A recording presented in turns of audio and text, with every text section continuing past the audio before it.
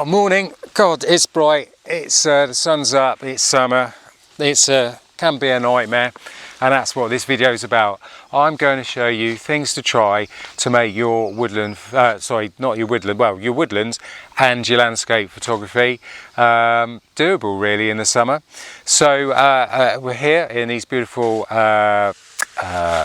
wildflower fields in the Chiltern Hills, and I'm going to show you first how I shot wildflowers. So I've got some, get rid of this, I've got some daisies that I shot. We've got some giant daisies at the moment. The farmers around here, they get paid by the government to plant some of the edges with wildflowers, which make it good for these rolling hill areas to shoot. And the idea is I'm going to show you how, because all these things, they move, so they'll move in the breeze, and they're quite difficult to shoot because of that. So I'll show you how I get around that, and then we'll move into woodland photography as well. I'll show you how I shoot some of the woodland photography in summer.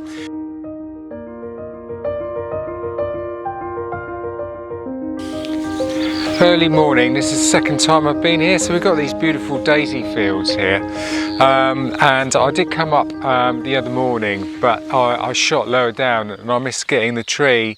We're getting some nice light on the tree now, which I wasn't here for. I was really just for the daisies. There's no lights on the daisies, they're sort of like giant daisies. It's a tricky shoot, this. The reason is that the daisies are moving slightly in the wind, and at the same time, because I'm shooting quite wide, I'm very close to the daisies. The closer you get, the more you need to freeze that movement. So there's this sort of juxtaposition between the close-up daisies and the distance tree and everything like that. So really at the end of the day, I end up having to use this, which is my remote control, and as soon as the wind dies down, then quickly shoot, and it has to be focus stacked in the front, and I'm shooting sort of between f14 and f16, and even then it has to be focus stacked right at the very front, because the daisies are up really close. And if you get the movement, you can't focus track, even very slight movement, so it may not work. The one the other day worked. I'm getting some beautiful light now coming on the tree and the fields in the background, and I might go to shooting a bit more. There's not that much interest in the sky anymore, so the shots that I'm going to show you with these sort of I wouldn't call it a fire sky, but it's a beautiful sort of colour in the sky. They were about f15, so the widest that I've got on this lens. And then I'm shooting, as I said, f16, and then shutter speed of about 1/10 of a second, but it varies. So you know, that's why you have to have it freezing. And ISO up as high as 800, but probably about 400 if I can. The shots the other day, it was stiller, so I managed to get the ISO down as low as 200.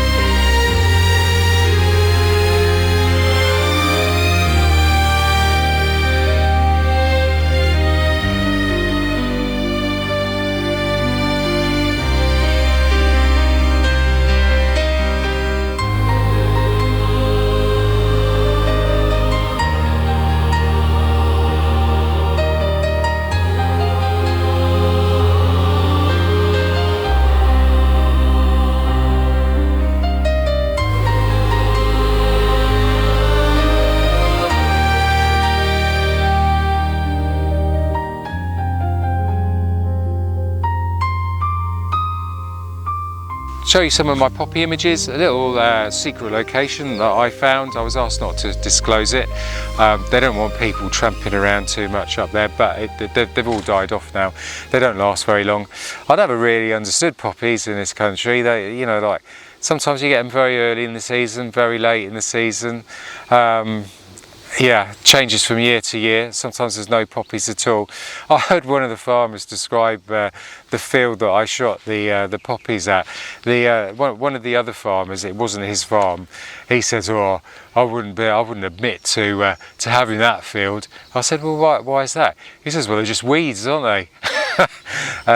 Well, maybe he's right. They're just weeds. But he planted them because the government paid him to plant them. Maybe that's what's wrong with this country. I don't know.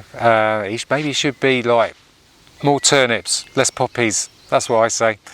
I love the poppies. Anyway, oh sorry, before I go, just last thing, particularly with the poppies and that type of thing, a lens like this, this is pretty cool. So these lenses, this is like a 35mm lens. You can do with, you know, like a zoom lens as well. But the idea is, you know, you can get close up, they're macro.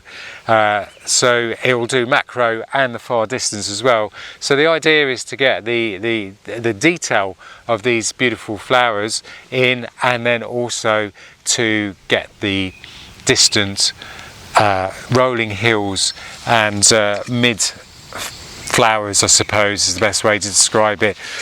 Pin sharp focus all the way through. Okay, so let's move on.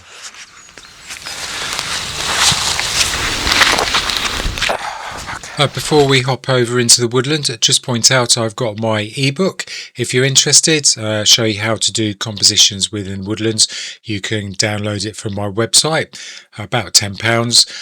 Also associated with DxO, the Nick Collection, great editing software, and you can get 15% off if you're a newbie.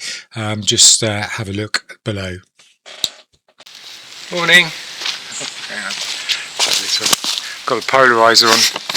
Take it off. Morning. It's early morning. I think it was about 4:30. I started walking down. Come to the Isle of Wight Festival, which is a big music festival in the UK, down in the southeast. And when I looked out the camper van this morning, we're in the New Forest before we go over on the ferry. Yeah, it was a bit foggy, so there's some sea mist come in, and we're in the New Forest, and this is quite a chaotic forest. Lots of oak trees, beech trees, every type of tree that you can think of, but it's all a very big jumble. So it's just a question of trying to find the right composition in these types of woodlands. So I just thought I'd show you this one quickly. It's really a story. We've got this fallen tree. We've got the broken stump, and then further back behind me we've got the branches going off into the distance. Will it work? Who knows. I've had to use the polarizer now.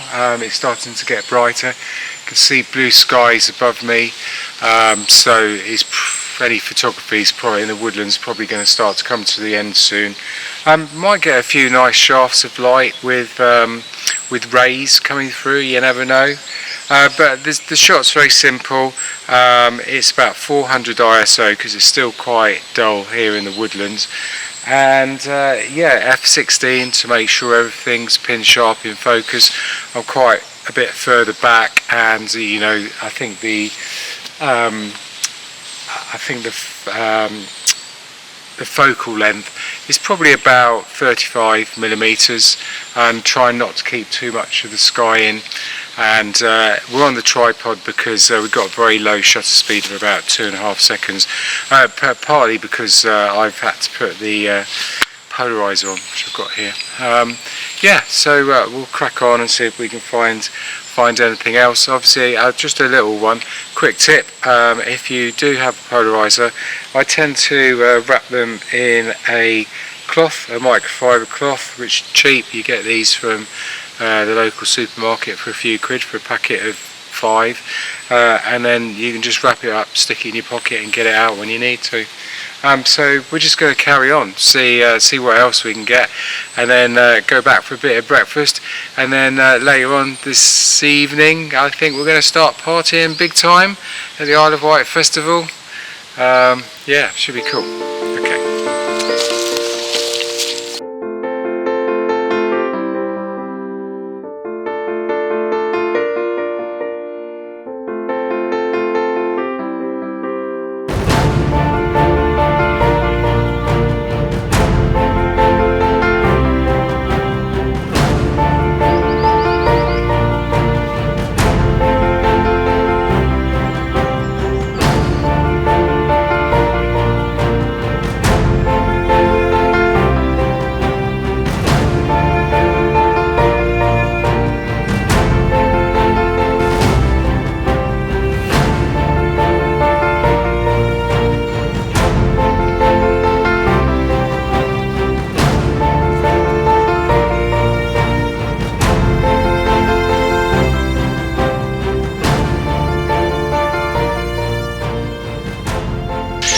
This area is very, how should I say, gnarly and chaotic.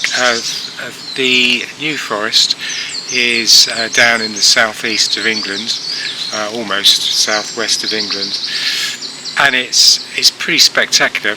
Very flat ground, so there's no hills or anything like that.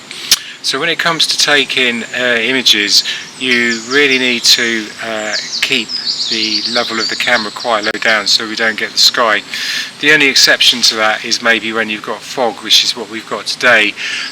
So that allows me to get these gnarly branches in higher up in the tree canopy. Almost like the holy grail of summer photography is fog, and you tend not to get much in the way of fog or mist in England in the summertime. There's just not that variation of weather, as in cold and warm humid air mixing together. So that's been pretty good today to get that. So we'll see what the images come out like. Like I say, it is a very chaotic scene with oaks and beeches, but predominantly oak trees in this area. So that can be difficult to separate those gnarly oak trees from the background. Hopefully I've done it with a little bit of mist, and I've looked for areas where there's been a separation of tree types, so there is a little bit of pine here, not a lot, and yeah, hopefully that'll work, we'll see.